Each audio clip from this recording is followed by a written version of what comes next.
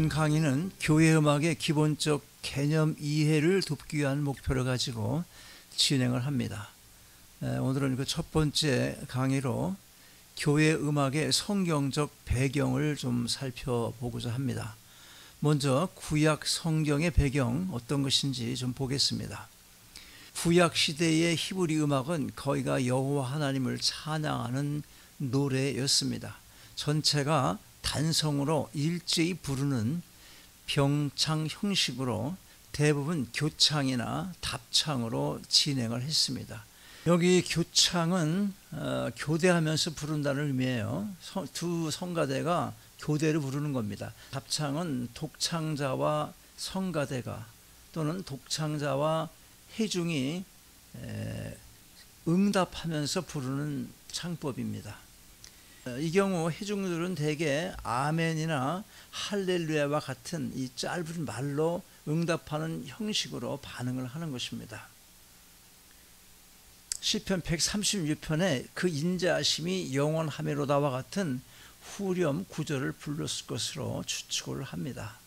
그런데 영국의 찬송가학자 에릭 루툴리는 구약시대의 음악에 대한 특징을 크게 세 가지로 요약을 했습니다. 첫째로 음악이 인간에게 정신적으로 즐거움을 주는 것으로 보았습니다. 마르틴 루터도 말하기를 음악은 사람의 영혼을 즐겁게 하며 죄 없는 기쁨을 일으킨다고 했습니다. 음악의 미적인 속성이 인간의 인격에 이입될 때 선한 의지와 감정을 일으키는 것으로 본 것입니다. 따라서 좋은 음악을 듣고 기쁨과 평화를 느끼는 것은 죄가 되는 것이 아닌 것입니다. 둘째로 예배 의식적으로 보았습니다. 구약 성경을 보면 민속 음악이 어느 정도 나타나긴 하지만 이러한 음악들도 역시 신앙생활과 연관된 것이 대부분입니다. 따라서 히브리 음악은 세속 음악과 경건 음악으로 나누기보다는 예배 의식 음악과 신앙적인 민속 음악으로 분류하는 것이 더 타당하다고 볼 수 있겠습니다. 그리고 이 민속 음악이 곧 통속적인 대중의 생활 음악이었던 것입니다. 오늘날의 세속 음악과 교회 음악이라는 이분법적인 그런 관점으로 보면 구약에서는 잘 맞지 않습니다. 왜 그러냐면 히브리인들 전체 공동체 자체가 다 하나님을 믿는 그런 공동체로 이루어졌기 때문에 그런 것입니다. 그 예배 드릴 때 말고 부른 노래도 세속적인 것이 파고들 그런 그 여지가 별로 없었다 하는 겁니다. 세 번째는 음악이 마음이나 또는 영적인 측면에서의 힘뿐만 아니라 일상의 삶 가운데서도 그 힘이 되었다고 에릭 루툴리는 본 것입니다. 사무엘상 16장 14절 이하에 쭉 보면 다윗이 수금을 타서 그 사울의 광기를 내쫓는 그런 이야기가 기록되어 있습니다.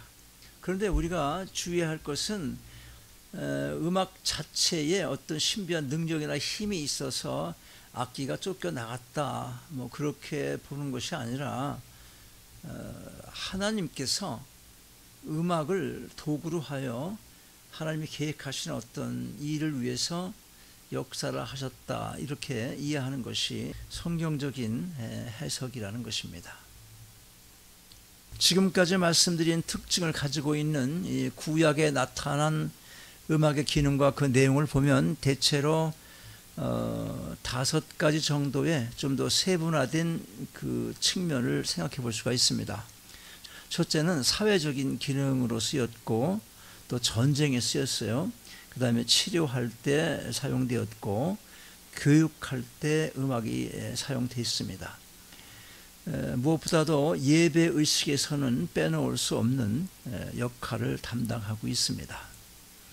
이 외에도 이 5가지 이외에도 추수의 기쁨의 노래 또는 활의 노래, 가문 축하 행사 등에서 노래가 사용되었고 또 우물의 노래, 사명의 노래, 또 전문적인 노동의 노래, 애곡의 노래, 장례식에서 부르는 노래 등을 찾아볼 수가 있습니다.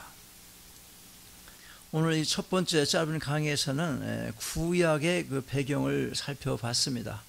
다음에는 신약적인 배경, 교회 음악에 대한 신약에서의 배경은 어떤 것이 있는지 그것을 살펴보도록 하겠습니다. 수고하셨습니다.